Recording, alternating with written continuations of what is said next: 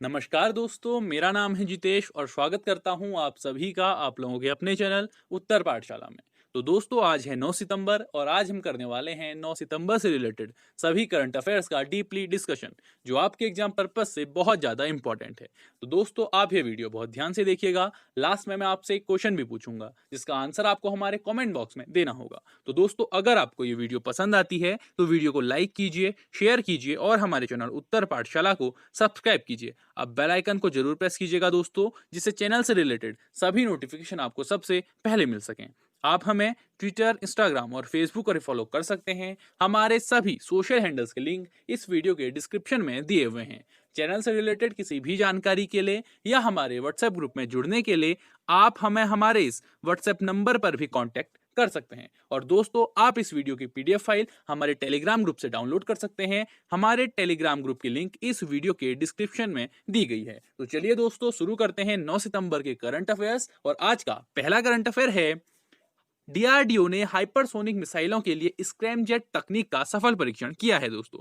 तो जी हाँ दोस्तों, रक्षा अनुसंधान और विकास संगठन डीआरडीओ ने hypersonic technology demonstrator vehicle HSTDV का सफलतापूर्वक परीक्षण किया है, जो ध्वनि की गति तुलना में 6 गुना अधिक क्षमता वाला मानव रहित स्क्रैमजेट वाहन है। यह परीक्षण ओडिशा के तट के पास व्हीलर द्वीप में doctor APJ Abdul Kalam launch complex में किया गया था। इसके साथ ही भारत अब अमेरिका, रूस और चीन के उस एलिट क्लब में शामिल हो गया है जिसने हाइपरसोनिक प्रौद्योगिकी का विकास और सफलतापूर्वक परीक्षण किया है दोस्तों। तो जी हाँ दोस्तों, डीआरडीओ ने हाइपरसोनिक मिसाइलों के लिए स्क्रैमजेट तकनीक का सफलतापूर्वक परीक्षण किया है। बात करें HSTDV के बारे में, तो HSTDV स्वदेशी रूप से विकसित हाइपरसोनिक वायु श्वास स्क्रैमजेट तकनीक का परीक्षण करता है। स्क्रैमजेट वायु श्वास जेट इंजन का एक प्रकार है जो ध्वनि की गति की तुलना में बहुत अधिक गति वाले एयर फ्लो को संभालने की क्षमता रखता है।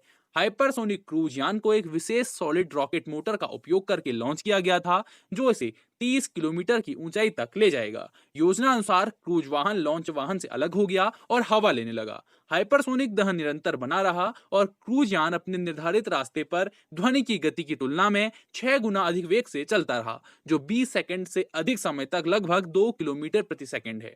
ईंधन इंजेक्शन और स्क्रैमजेट के ऑटो इग्निशन जैसी महत्वपूर्ण घटनाओं की तकनीक परिपक्वता को प्रदर्शित करता है दोस्तों। तो दोस्तों, डीआरडीओ ने HSTDV का सफलतापूर्वक परीक्षण किया है। तो बात करें डीआरडीओ के बारे में, तो डीआरडीओ की स्थापना हुई थी दोस्तों 1958 में और इसका हेडक्वार्टर है न्यू दिल्ली में। और इसका मोटो है दोस्तों बलश्य मूलम विज्ञानम, और यह है दोस्तों डीआरडीओ का लोगो। और वर्तमान में जो डीआरडीओ के चेयरमैन है वो है डॉक्टर जी सतीश रेड्डी। अगला करियर है, ट्रंप ने विल्मिंगटन को घोषित किया वर्ल्ड वॉर सेकंड की पहली हेरिटेज सिटी। तो जी हाँ दोस्तों, अमेरिकी राष्ट्रपति डोनाल्ड ट्रंप ने उत्तरी कैरोलिना के विल्मिंगटन को द्वितीय विश्व युद्ध की पहली हेरिटेज सिटी घोषित किया है। यह घोषणा 2 सितंबर 2020 को द्वितीय विश्व युद्ध के अंत की 75वीं वर्षगांठ के अवसर पर आयोजित एक समारोह के दौरान की गई। युद्ध के दौरान विल्मिंगटन उत्तरी कैरोलिना शिप बिल्डिंग कंपनी की साइट थी, जिसने संघीय सरकार के आपातकालीन जहाज निर्माण कार्यक्रम के हिस्से के रूप में 5 वर्षों में 243 जहाजों का निर्माण किया था। तो जी हाँ दोस्तों, ट्रंप ने विल्मिंगटन को वर्ल्ड वॉर सेकंड की पहली हेरिटेज सिटी घोषित किया है दोस्तों। तो दोस्तों, जो ये विल्मिंगटन है ये है उत्तरी कैरोलिना में, और उत्तरी कैरोलिना है यूएसए का एक स्टेट। ये रहा दोस्तों मैप में यूएसए। बात करें यूएसए की, तो यूएसए उत्तरी अमेरिका में स्थित एक देश है। यह 50 राज्य, एक फेडरल डिस्ट्रिक्ट, 5 प्रमुख स्वशासनी क्षेत्र और विभिन्न अधीनस्थ क्षेत्र से मिलकर बना है। बिना स्थायी जनसंख्या के 11 छोटे द्वीप समूह क्षेत्र हैं, जो इस प्रकार हैं: बेकर द्वीप, हाउलैंड द्वीप, जार्विस द्वीप, Johnston atoll, Kingman reef, Midway atoll और पालमिरा एटॉल। बाखो द्वीप, न्यूए तट, नावासा द्वीप, सेरनिला तट और वेक द्वीप पर संयुक्त राज्य की संप्रभुता विवादित है। 48 संस्पर्शी राज्य और फेडरल डिस्ट्रिक्ट कनाडा और मेक्सिको के मध्य केंद्रीय उत्तर अमेरिका में है, और अलास्का राज्य उत्तर अमेरिका के उत्तर पश्चिम भाग में स्थित है, जिसके पूर्व में कनाडा की सीमा एवं पश्चिम में बेरिंग जल संधि रूस से घिरा हुआ है। वहीं हवाई राज्य मध्य प्रशांत में स्थित है।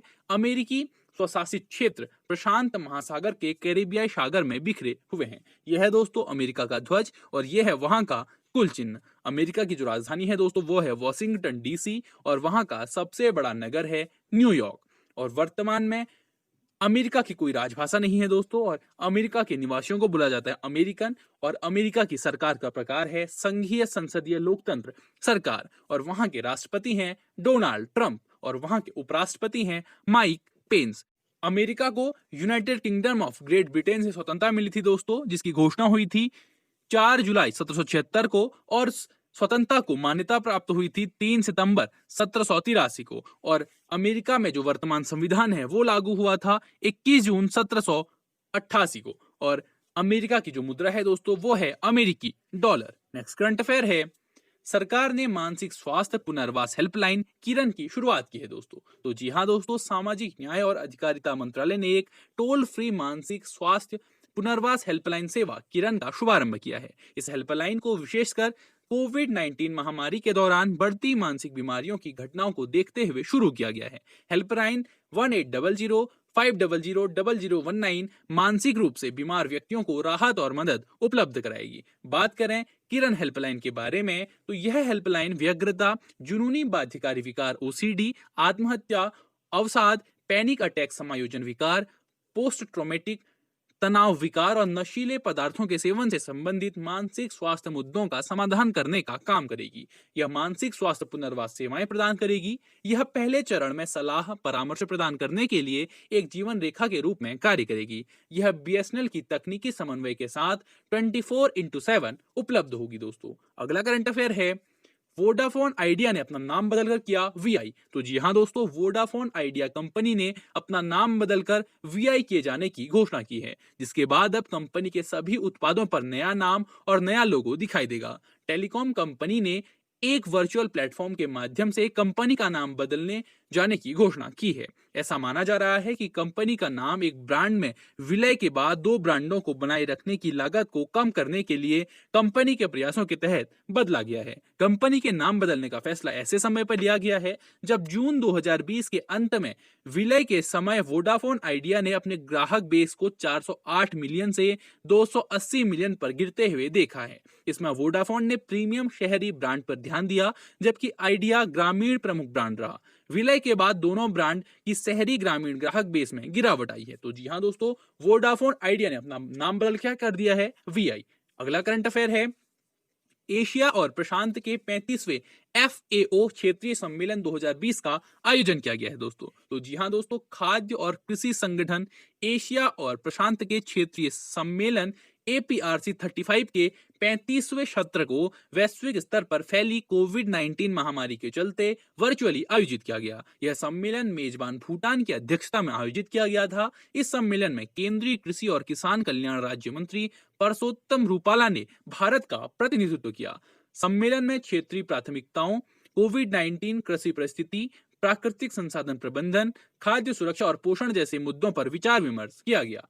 बांग्लादेश 2022 में एशिया और प्रशांत के लिए 36वें क्षेत्रीय सम्मेलन की मेजबानी करेगा। यह पहला मौका होगा जब बांग्लादेश 1973 में संगठन में शामिल होने के बाद इस आयोजन की मेजबानी करेगा। क्षेत्रीय सम्मेलन हर 2 साल में एक बार आयोजित किया जाता है। पहला क्षेत्रीय सम्मेलन 1953 में बेंगलोर भारत में आयोजित किया गया था दोस्तों। तो दोस्तों, एशिया और प्रशांत के 35वें FAO क्षेत्रीय सम्मेलन 2020 का आयोजन हुआ है, और 2022 के लिए इसकी मेजबानी कौन करेगा दोस्तों, बांग्लादेश करेगा। और पहले इस क्षेत्रीय सम्मेलन को कहां आयोजित किया गया था, बेंगलोर भारत में। बात करें FAO की, तो FAO की स्थापना हुई थी दोस्तों 16 अक्टूबर 1945 को, और इसका हेडक्वार्टर है रोम, इटली में। और वर्तमान में इसके डायरेक्टर जनरल हैं क्यू डोंग्यू। कौन है दोस्तों, क्यू डोंग्यू। और इसकी पेरेंट ऑर्गेनाइजेशन है United Nations economic and social council. अगला करंट अफेयर है, IIT दिल्ली ने N95 मास्क कीटाणु रहित करने के लिए लॉन्च किया चक्र डिकोव डिवाइस। तो IIT दिल्ली ने इंक्यूबेटेड स्टार्टअप चक्र इनोवेशन ने N95 मास्क को कीटाणु रहित करने के लिए एक विशेष डिकंटेमिनेशन डिवाइस चक्र डिकोव लॉन्च किया है। चक्र डिकोव डिवाइस को कैबिनेट के आकार का बनाया गया है। चक्र डिकोव एक अभिनव संक्रमण रहित तंत्र के साथ तैयार किया गया है, जो N95 मास्क के छिद्रों की सफाई के लिए ओजोन गैस की उच्च मर्मज्ञता का उपयोग करता है, जो इसकी जटिल परतों का पूर्ण परिशोधन सुनिश्चित करता है। दोस्तों, बात करें आईआईटी दिल्ली की, तो आईआईटी दिल्ली की स्थापना हुई थी दोस्तों 1961 में, और यह भारत का 7वां सबसे पुराना आईआईटी है। और इसके वर्तमान के चेयरमैन हैं कुमार मंगलम बिरला, और इसके वर्तमान में डायरेक्टर हैं वी रामगोपाल राव। अगला करंट अफेयर है, केनेची आयुकोवा बने एसआईएएम के नए अध्यक्ष। तो जी हाँ दोस्तों, मारुति सुजुकी के एमडी और सीईओ केनिची आयुकोवा को 2 साल की अवधि के लिए society of Indian automobile manufacturers SIAM का नया अध्यक्ष चुना गया है। वह राजन वढेरा का स्थान लेंगे। साथ ही अशोक लीलैंड के एमडी और सीईओ विपिन सोधी को एसआईएएम के नए उपाध्यक्ष के रूप में चुना गया है। यह है दोस्तों केनिची आयुकोवा, जिन्हें बनाया गया है एसआईएएम का अध्यक्ष, और विपिन सोधी को बनाया गया है एसआईएएम का नया उपाध्यक्ष। बात करें एसआईएएम की, तो एसआईएएम भारतीय मोटर वाहन उद्योग का सर्वोच्च निकाय है, जिसकी स्थापना हुई थी दोस्तों जुलाई 2012 में, और society of Indian automobile manufacturers यानी एसआईएएम का मुख्यालय है दोस्तों नई दिल्ली में। अगला करंट अफेयर है, international day of clean air for blue skies मनाया गया है दोस्तों 7 सितंबर को। तो दोस्तों, इस साल 7 सितंबर 2020 को विश्व स्तर पर international day of clean air for blue skies अर्थात नीले आसमान के लिए स्वच्छ वायु का अंतर्राष्ट्रीय दिवस मनाया जा रहा है। इस दिन को मनाए जाने का उद्देश्य व्यक्तिगत, सामुदायिक, कॉरपोरेट और सरकार सभी स्तर पर लोगों में जागरूकता को बढ़ाना है कि हमारे स्वच्छ हवा, स्वस्थ जीवन, अर्थव्यवस्था और पर्यावरण के लिए कितनी अधिक महत्वपूर्ण है। बात करें international day of clean air for blue skies जो 7 सितंबर को मनाया गया है, इसके इतिहास की, तो इस वर्ष 7 सितंबर 2020 को नीले आसमान के लिए स्वच्छ वायु का पहला अंतर्राष्ट्रीय दिवस मनाया गया है। संयुक्त राष्ट्र महासभा ने अपने 74वें सत्र के दौरान 19 दिसंबर 2019 को नीले आसमान के लिए अंतर्राष्ट्रीय स्वच्छ वायु दिवस मनाने का प्रस्ताव अपनाया था, और संयुक्त राष्ट्र पर्यावरण कार्यक्रम यूएनईपी को अन्य प्रासंगिक संगठनों के साथ मिलकर अंतर्राष्ट्रीय दिवस मनाए जाने का आह्वान किया था। इस दिन को मनाने के लिए जलवायु और स्वच्छ वायु गठबंधन सीसीएसी ने यूएनईपी और कोरिया गणराज्य के साथ मिलकर काम किया था दोस्तों। तो दोस्तों, 7 सितंबर 2020 को पहला international day of clean air for blue skies मनाया गया है दोस्तों। अगला करंट अफेयर है, इंग्लैंड के जो क्रिकेटर थे इयान बेल, उन्होंने रिटायरमेंट का ऐलान कर दिया है दोस्तों। तो इंग्लैंड के क्रिकेटर इयान बेल ने 2020 के घरेलू सत्र के समाप्त होने के बाद क्रिकेट के सभी फॉर्मेट से संन्यास लेने की घोषणा कर दी है। उन्होंने 2004 में डेब्यू किया था। उन्होंने इंग्लैंड के लिए 118 टेस्ट, 161 एक दिवसीय और 8 टी20 मैच खेले थे। उन्होंने टेस्ट क्रिकेट पर ध्यान देने के लिए 2015 में वनडे से संन्यास ले लिया था। उनके टीम में खेलने के दौरान इंग्लैंड 7 में से 5 एशेज श्रृंखला जीतने में कामयाब रहा। वह 2013 सीरीज में प्लेयर ऑफ द सीरीज भी रहे थे, जहां उन्होंने 62.44 की औसत से 562 रन बनाए थे दोस्तों। तो ये है दोस्तों इंग्लैंड के क्रिकेटर इयान बेल, जिन्होंने क्रिकेट के सभी फॉर्मेट से रिटायरमेंट का ऐलान कर दिया है। अगला करंट अफेयर है, ऑस्कर विजेता निर्देशक जिरी मेंजेल का निधन हो गया है दोस्तों। तो जी हाँ दोस्तों, ऑस्कर विजेता चेक फिल्म निर्देशक जिरी मेंजेल का निधन हो गया है। उनका जन्म 23 फरवरी 1938 को प्राग चेकोस्लोवाकिया में हुआ था। उनकी पहली feature film closely watched trains ने 1968 में सर्वश्रेष्ठ विदेशी भाषा की फिल्म के लिए अकादमी पुरस्कार यानी कि ऑस्कर जीता था दोस्तों। तो ये थे दोस्तों ऑस्कर विजेता निर्देशक जिरी मेंजेल। बात करें जिरी मेंजेल के अचीवमेंट्स के बारे में, तो मेंजेल ने जीवन भर कलात्मक योगदान के लिए चेक लायन अवार्ड जीता, और उन्होंने कार्लवी वेरी उत्सव द्वारा सम्मानित किया गया था। वह medal of merit, French order of arts and literature के प्राप्तकर्ता और अन्य अंतर्राष्ट्रीय पुरस्कारों के स्कोर के प्राप्तकर्ता हैं। उन्हें नवंबर 2013 में IIFA life time achievement award से भी सम्मानित किया गया था दोस्तों। तो ऑस्कर विजेता निर्देशक जिरी मेंजेल का निधन हो गया है। तो ये थे दोस्तों 9 सितंबर के करंट अफेयर्स। अब बात कर लेते हैं 9 सितंबर के इतिहास की महत्वपूर्ण घटनाओं के बारे में। 9 सितंबर 1776 को अमेरिकी संसद कांग्रेस ने आधिकारिक तौर पर देश का नाम यूनाइटेड कॉलोनीज से बदलकर संयुक्त राज्य अमेरिका किया था। 9 सितंबर 1776 को फिलाडेल्फिया में दूसरे महाद्वीपीय बैठक में संयुक्त उपनिवेश यूनाइटेड कॉलोनी का नाम संयुक्त राज्य रखा गया था। 9 सितंबर 1886 को साहित्य के संरक्षण और कलात्मक कार्यों के लिए बर्न कन्वेंशन पर हस्ताक्षर किए गए थे। 9 सितंबर 1920 को Anglo oriental college of Aligarh का नाम बदलकर अलीगढ़ मुस्लिम विश्वविद्यालय किया गया था। 9 सितंबर 1949 को भारत में हिंदी को राष्ट्रीय भाषा के रूप में अपनाया गया था। 9 सितंबर 1967 को युगांडा ने ब्रिटेन से स्वतंत्रता प्राप्त की थी। 9 सितंबर 1968 को अमेरिका के प्रसिद्ध टेनिस खिलाड़ी आर्थर एस यूएस ओपन जीतने वाले पहले अश्वेत खिलाड़ी बने थे। 9 सितंबर 1971 को अमेरिका के प्रथम राष्ट्रपति जॉर्ज वॉशिंगटन के नाम पर अमेरिका की राजधानी का नाम वॉशिंगटन डीसी रखा गया था दोस्तों। तो ये थी 9 सितंबर के इतिहास की महत्वपूर्ण घटनाएं। अब बात करते हैं हमारे पिछली वीडियो के क्वेश्चन के बारे में।